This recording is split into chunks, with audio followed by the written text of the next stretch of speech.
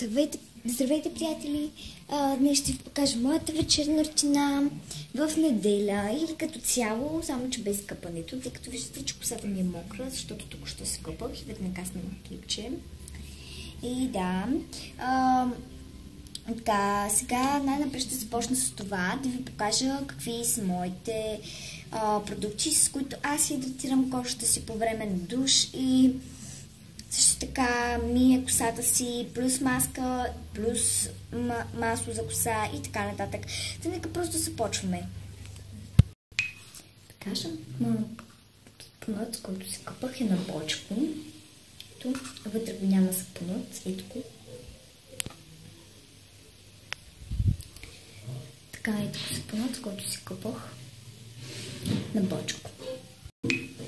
Шампуанът, с който се къпах, отново е на бочко. Това е шампуан, това беше сапун. Ето го.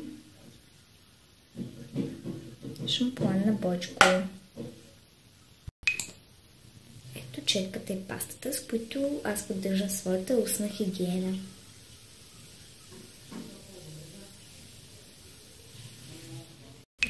Така, това бяха продуктите, с които аз мия косата си, също така тялото си и също така и зъбите си.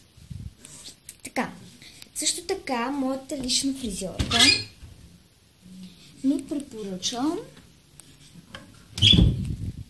препоръча ето това нещо,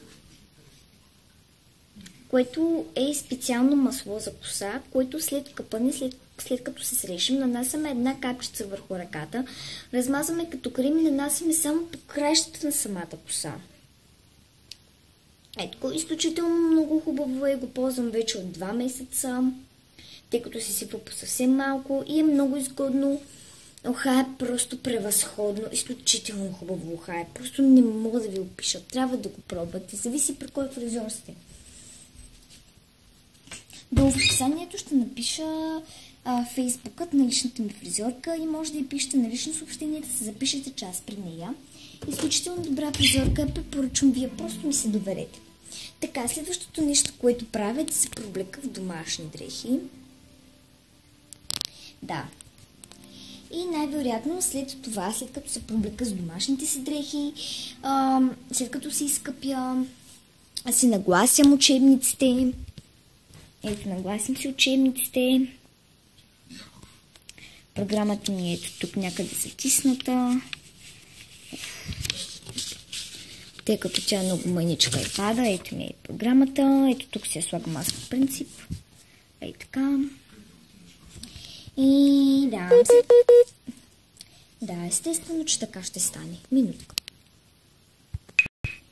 Така, батерията ми падна. И да, след като съм си написала домашните, подредила съм си, научила съм си уроците също така и съм си нагласила учебниците и раниците и всичко ми е наред. Преминаваме към най-хубавата част, е именно какво? Компютърът. И да, опа. Ето не го е, там компютъра.